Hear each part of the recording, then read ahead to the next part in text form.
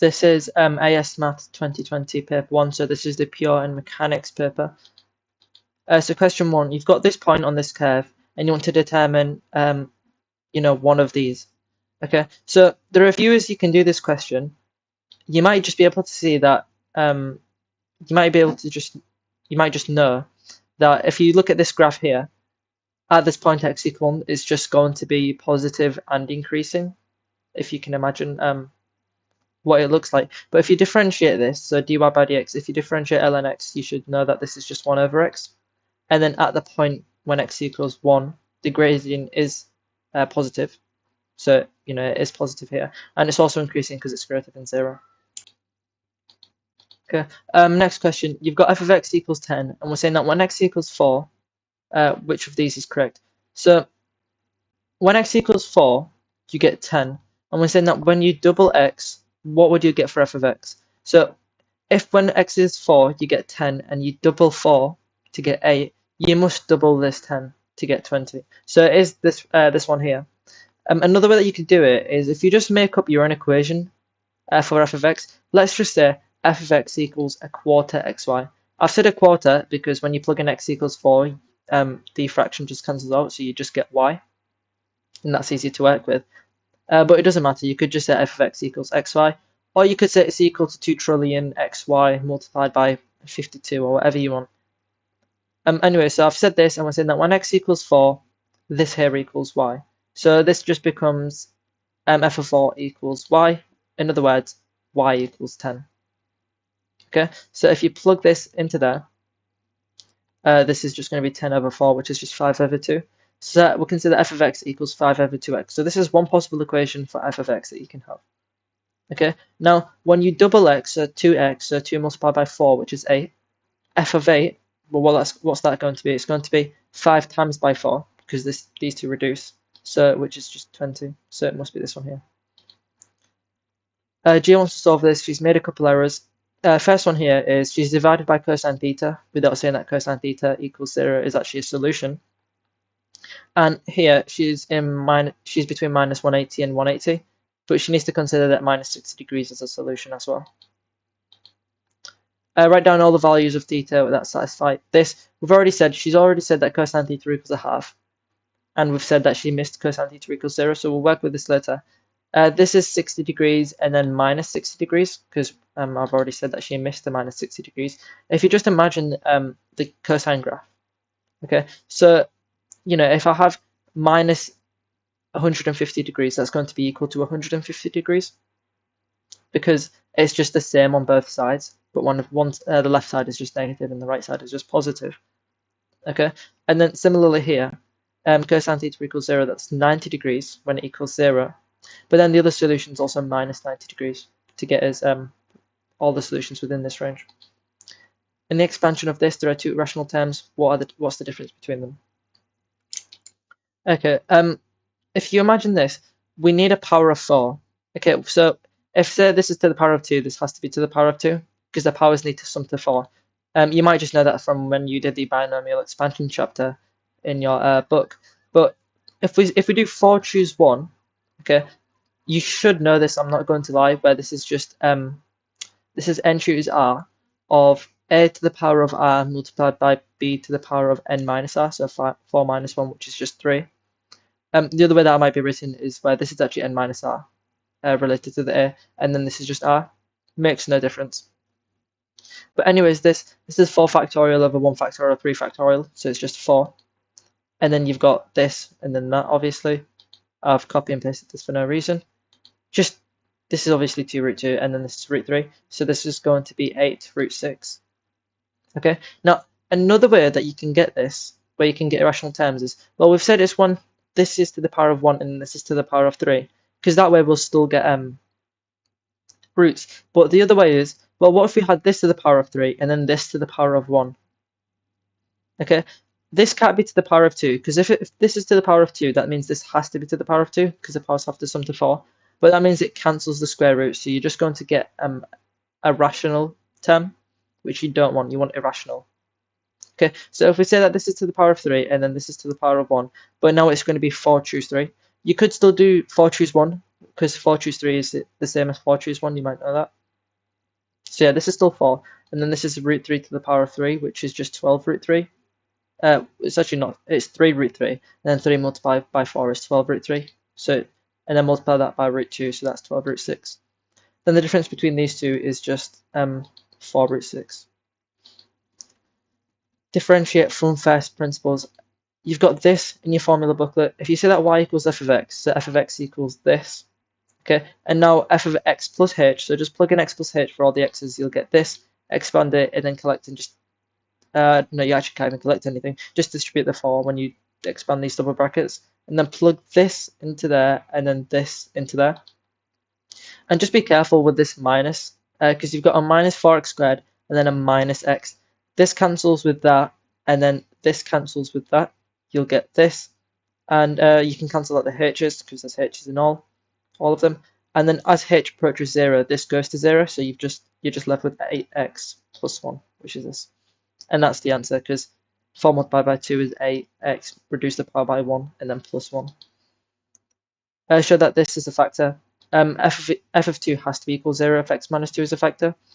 Just be careful, just be really slow when you're doing this. You have to show each step individually. So 2 minus 6 is minus 4. This is 4, this is 8. This is going to be a minus 8, so it's 8 minus 8, which is 0. Therefore, it's a factor. Find the quadratic factor. This doesn't say to factorize the full thing, it just says find the other factor, basically. So if x minus 2 is a factor, the other one must be a quadratic factor. So we can just say it's in the form ax squared plus bx plus c. You can use synthetic division or polynomial division if you want. This is just easier. The only way to get a 1x cubed here is to do this multiplied by ax squared, so a has to equal 1. C has to equal 3, because we know that minus 2c must equal minus 6, so c equals 3. And then the only way to get a minus x squared here is such that b equals 1, because the only way to get an x squared here is to do x multiplied by bx, that's bx squared minus 2x squared equals minus 1x squared. And then cancel the x squareds on both sides, you'll get this, b equals 1, plug it into there, that's the other factor. And so that there's only one real solution. Well, we know that x equals 2 is definitely a solution. We're saying that there's only one real solution, so we need to show that this has no solutions. Plug into the discriminant, you want to show that this is going to be less than 0. B is 1, A is 1, C is 3. 1 minus 12 is minus 11, which is less than 0. Therefore, no real solutions. Find the exact value of this. This is the exact same as the other thing that we're just seeing, but it's been changed a slight bit. You might be able to see that if you let e to the x equal y, or just some other variable that you want, plug this back into here, you'll get this. And that's the exact same as the other one, but we've replaced the y's with x's. So just factorize this as we've done it before. We know that this has no solutions, so y equals 2 is the only solution, because this one has no solutions. And then we've said that e to the x equals y, and we're saying y equals 2, so you can say that 2 equals e to the x. ln on both sides to get ln of 2 equals x. KFC has this equation translated by vector 3, 0, so it's translated 3 to the right. If we say that y equals f of x here, okay, so f of x equals x squared, and we moved it 3 to the right, that's the translation of f of x minus 3. Okay, and then expand this to get that. And then here, we've stretched this second line by 2, but it's parallel to the x-axis. So if you've stretched it by 2, that's inside the bracket. So you're doing the opposite of what you expect to do. So instead of multiplying by 2, you multiply by half x. Okay. Hopefully you can see that. You should know your graph transformations by now, because you're in year 12. But yeah, this is just half x. And we're saying that these two intersect. Okay, because that's what the question tells us. So set them equal to each other and solve them simultaneously. You'll get this, you can factorize into this, so x equals 9 over 2 or x equals 2. Plug them into here, or here if you want. Probably best just to go with this one. You'll get y is 9 over 4, and then y equals 1. This relates to that, and then this relates to that. So you've got these 2 points here. Find the difference in the x coordinates and then the difference in the y coordinates, and then just do Pythagoras to get this. So d equals 5 root 5 over 4. You want the exact distance. Find the equation of the tangent to the curve y equals e to the power of 4x at this point here. if you try and plug these points in to try and somehow solve for A, you'll see that you'll just get e to the it just won't help you because you get e to the power of 4a equals e to the power of 4a, and that's going to be important for later on. Anyways, tangent, we want to find the gradient at that point. Okay, so just differentiate this. This is going to be 4e to the 4x, because you just differentiate this and then multiply by the coefficient, and then just leave the power unchanged. Okay, so that equals the gradient m. And then we do y minus y1 equals m multiplied by x minus x1, where this is x1 and then this is y1. Just bring this to the other side, you'll get that, and that's your answer.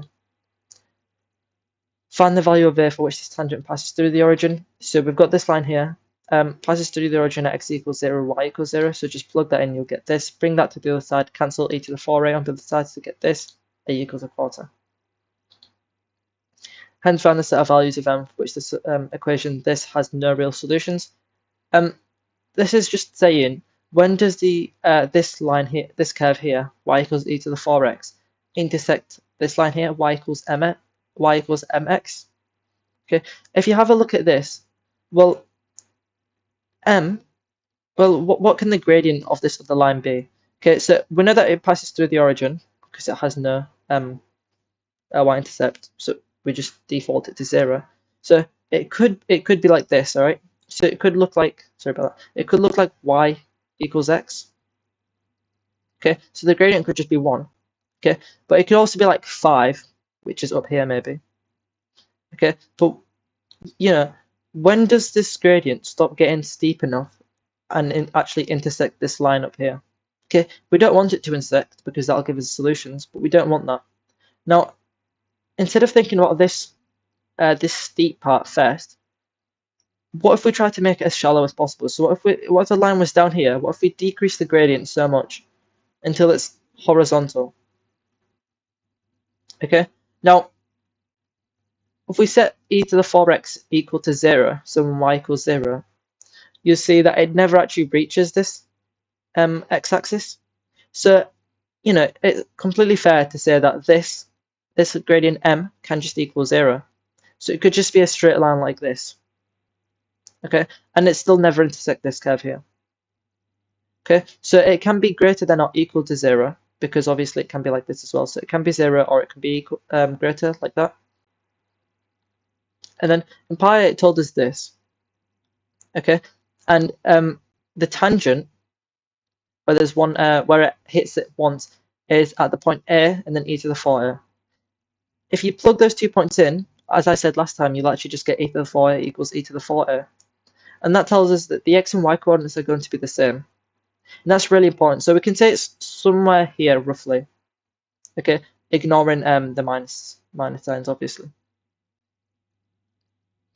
Okay, and we know that a equals a quarter, so we'll just plug that in. So we've got a quarter and then e to the 4a. 4 multiplied by a quarter is just 1. So this is a quarter and then e.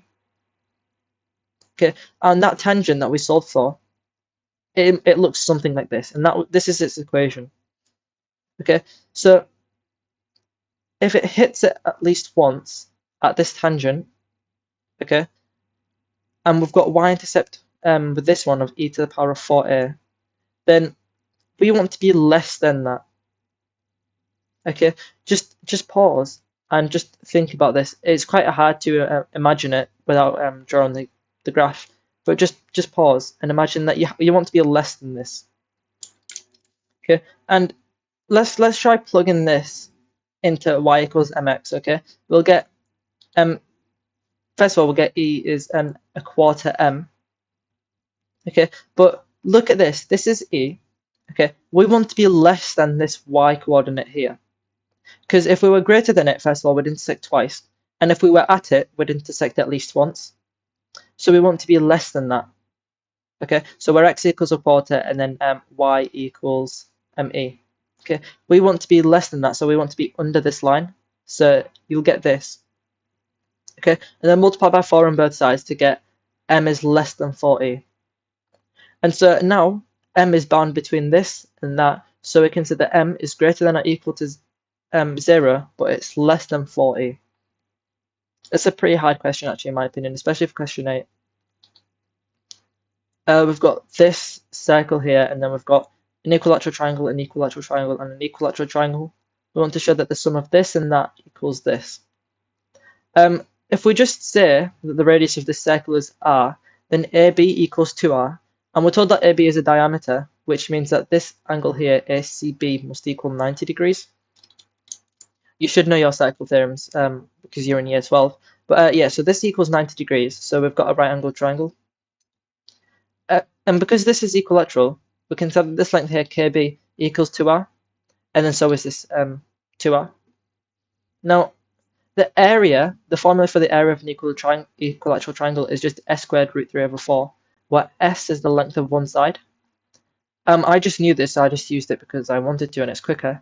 If you didn't, just split this triangle ABK down the middle, and then use half base times height on this right side here, or the left side, and then multiply by 2 to get the area of this full triangle. Anyway, so I plugged in 2r for s here. You get 4r squared root 3 over 4, so you just get r squared root 3 when you cancel the 4's. And that's the area of ABK. So solve for the area of ABK however you want, while calling this length AB whatever you want. Anyways, so because these are all equilateral, all of the interior angles are 60 degrees. So this is 60, that's 60, 60, 60, 60, 60. And because that means they're congruent via AAA, angle, angle, angle, they're also similar. Because AAA congruency is the same as similarity in triangles. And so if this is similar to this one, ABK is similar to BCL, we can say that this length BL is just some scalar multiple of 2 of this length KB, which is 2r. Okay, so what I'm saying is, if we take this length KB, okay, and then we shrink it down by some factor K, we'll get BL. Let's just call that K, that factor K. So K is some fraction such that when you multiply it by KB, you'll get BL. Okay, so now we've got this triangle here, so we've got all the sides of it. And then I'm going to use s squared root 3 over 4 again to get r squared k squared root 3. And that's the area of BCL. Okay, if this is 2rk, this must also be 2rk because it's an equilateral triangle. And then we can find AC because this is just Pythagoras. You know how to do Pythagoras. You'll get this. And then I've just plugged this back into there to get the area of this because now we've got AC. So now we can get the area of triangle AMC, or CAM if you prefer. Okay, so we've got these three now. We're saying that if you sum this and that, you'll get that. So this add this equals that. You might say that, you might look at this and just say, well, that's obviously true because this cancels with that. So you're just left with r squared root 3. But anyways, let's just show it for the sake of showing it. Add this to that, you'll get r squared root 3, which is the same as area ABK. So Raj has this formula, and we want to show LNP in terms of LNC. So just do ln of both sides. You'll get this. Be careful, this is ln of this entire thing, not ln of this, ln of that. Because you're multiplying inside the brackets, you can just split this into 2 logarithms, where you're adding them to get this, and then you can just bring this n down to get that. We want to plot LNP against LNC. So we've got this here and we've got that.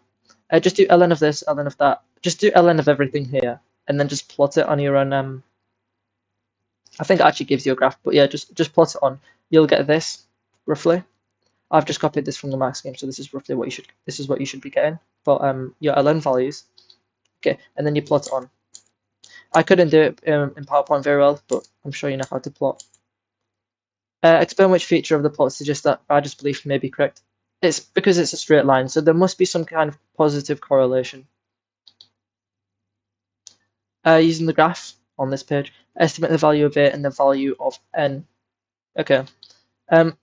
We know what LNP is and we know what LNC is because it's on your graph. So just plug those values in. Okay. And then you can say that when how do we make this 0? If we say at this point here where LNC equals 0, okay, we'll get LNP equals 6.9. So 6.9 equals LNA because this will all just go away to 0. So we'll have this for LNA.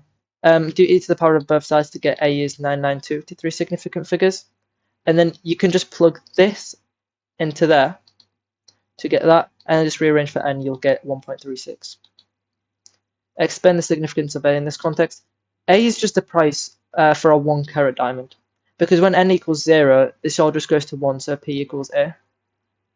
So the price for a 1 carat diamond is just going to be, A. Okay. Another way that you can think about it is if you could just use what we just drew actually, because the power doesn't actually mean anything, because when c equals 1, c to the power of 1.36, that's still just going to be 1. Okay, so when the number of carats is just 1, P equals A. So that's just the price for 1 carat. Raj wants to buy a ring with a brilliant cut diamond of weight 2 carats. We've got this for equation. If you just plug in the values, then plug in c equals 2, you'll get this. Just remember 2 decimal places because it's money.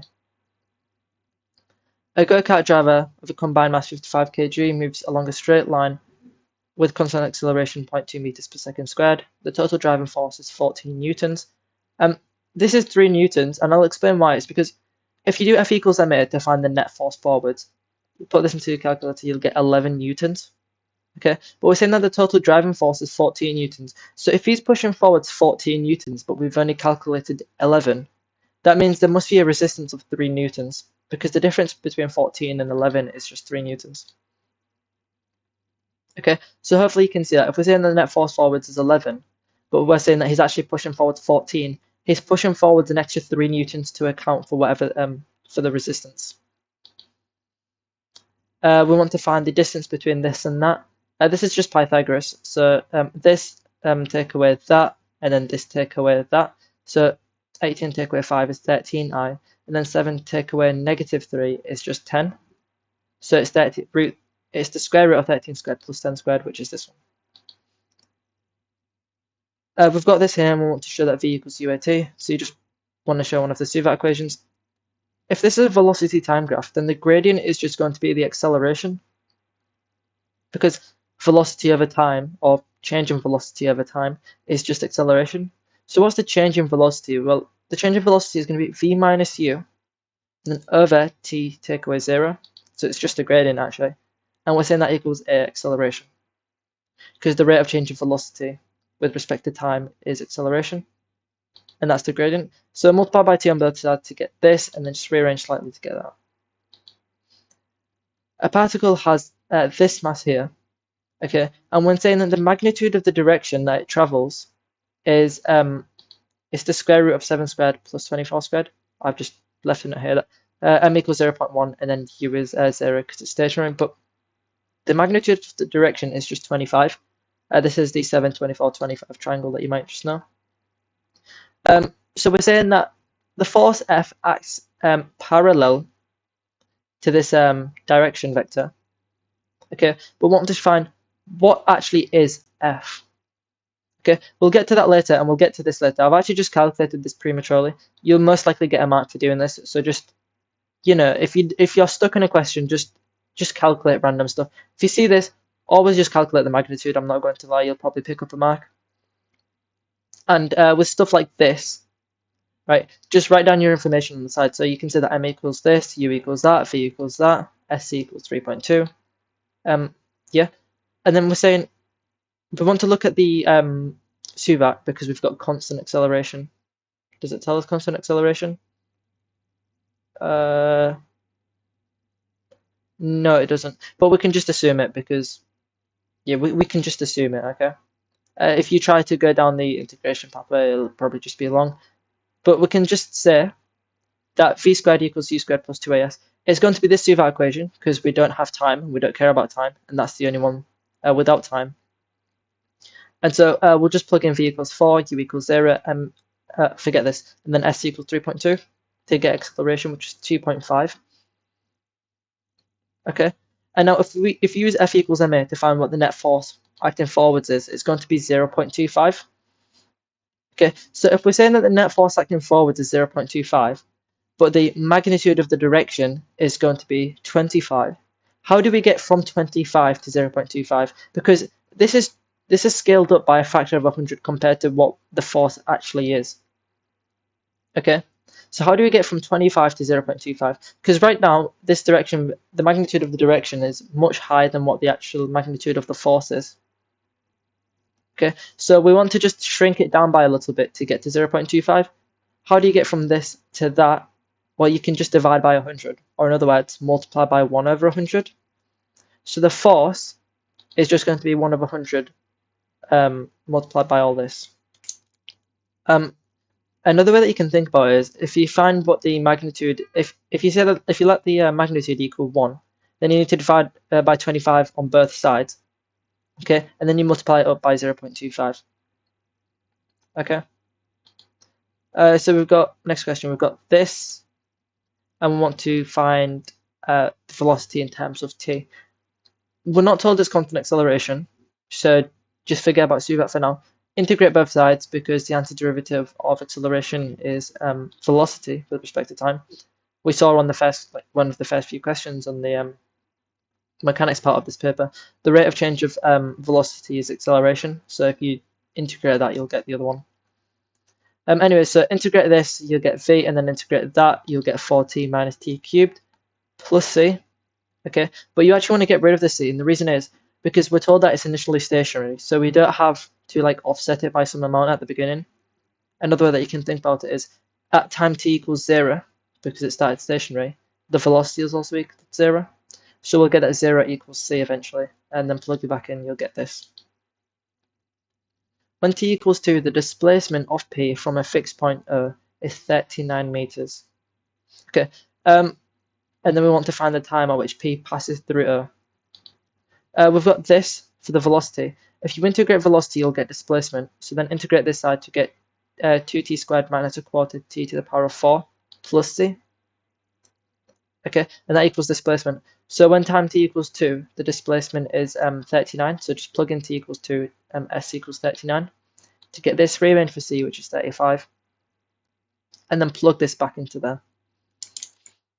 Okay, and then I've actually set this equal to 0. And the reason why is because the time at which it passes through O.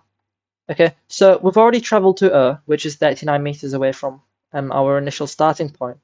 And then how much more do we need to travel as we're passing through O? Well, if we're passing through O, we're already at O, so we have to travel 0 meters more.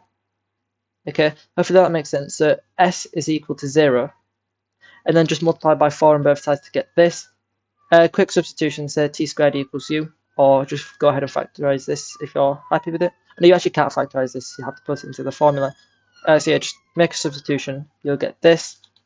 U equals this. Don't even bother with a negative solution because you can't square root a negative number at AS level maths. So you'll get t squared as this, because we're just putting the substitution back in. Square root of that, so you get 4.06 seconds. A simple lifting mechanism comprises a light inextensible wire which was passed over a smooth fixed pulley. One end of the wire is attached to a rigid triangular container of mass 2 kilograms which rests on horizontal ground. A load of mkg is placed in the container. The other end of the wire is attached to a particle of mass 5 kg which hangs vertically downwards. The mechanism is initially held at rest as shown in the diagram below. The mechanism is then released and the container begins to move upwards with acceleration a meters per second squared. And the wire remains taut throughout the motion. So it's just stretched, it's not slacked at all. Part A, we want to show that A is equal to this. I've kind of just I've just gotten rid of all of this information around it because I've already read it out, just so that you actually have space to do the question. Anyway, so we want to show that the acceleration equals that. Okay, let's just draw on some forces that are acting down. So first of all, we have a force acting down here. We've got the mass, the total mass here is 2 plus m. Okay, and then 2 plus m g, that's the weight, because weight equals mass times gravity. The mass is 2 plus m, and then the gravity is just g, which is 9.8. We'll get to that later. And then on here, we'll do the same thing. So the mass is 5, and then g is just g. So we've got 5g acting down. Okay, now here you'll have some tension in the rope, in the wire, and then here you also have tension, we'll call that T. Okay, so we can say that the total force, if we say that, well, it's going to be moving up, so we'll just call this direction up here positive. Okay, so we'll say that T minus this equals the net force acting upwards. Okay, so T take away 2 plus mg is the total force, is the net force acting upwards. And then here, because this is going upwards, this is going downward, so it'll have a net force acting down. So we'll say that this direction is this downwards direction on this particle here is just the positive one. So we're doing 5g take away T, take away the resistance. So that's that. So the net force for this one is 5g minus T, and then the net force for this one is this.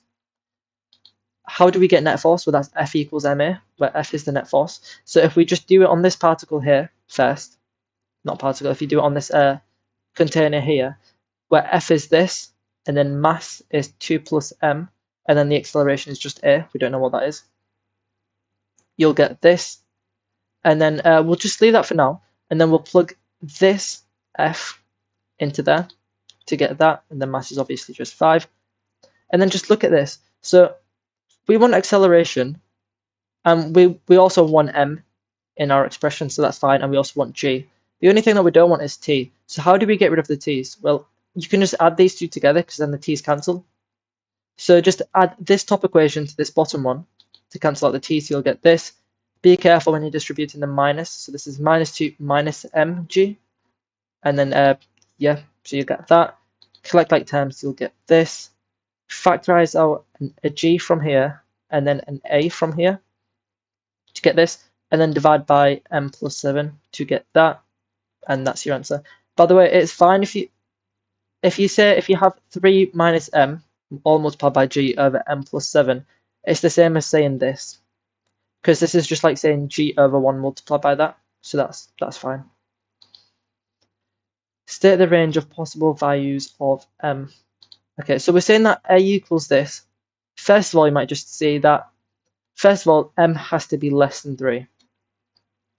Okay, because if m was greater than 3 or 3, then this would either equal 0 or it'd be a negative. Okay, and we don't have a negative acceleration because we know that this is moving upwards. Okay, so m has to be greater than 3, but it also has to be greater than 0, right? Because first of all, we're not going to have a negative mass, because that's just not a thing. Mass is it's a scalar, not a vector. Okay, so yeah, so it's going to be greater than 0, and it's not going to be equal to 0 because we actually do have a mass. You know, it's a physical thing that you can see. So yeah, it's between 0 and 3. In this question, use g equals 9.8 meters per second squared. The load reaches a height of 2 meters above the ground after 1 second, 1 second after it's released. Find the mass of the load. We've got this for the acceleration. Okay, we've got g equals 9.8, so we'll just leave that there for now. The Suvat equation that you're going to be using is this. Just write down what you know on the side here. So if you know S or U or T or A or whatever, okay, and then just use the Suvat equation with the things that you need.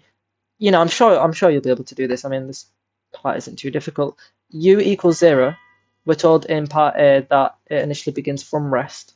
Okay, time t equals 1 because that's what the question says, and S is 2, so the displacement is 2. Plug that in, and then just find what A equals 4. You know, these two are both A, so set them equal to each other, and then just rearrange for M, which is 0.1 kg. Ignoring air resistance, describe one assumption you have made in your model. Now, it's actually gone over most of the assumptions that we've made in part A, where it talks about it being a light and extensible string, it being smooth and whatnot. But one thing that you can say is that the pulley is over 2 meters above the ground. Because if you go back, we saw that it goes, it increases by 2 meters up. Okay. Now, the only way it can increase by 2 meters up is if this entire distance here is greater than t. Otherwise, it'll hit the pulley, and you don't want it to do that. So we can say that we've assumed that the pulley is over 2 meters above the ground. Okay, that's the entire paper. Thank you for watching.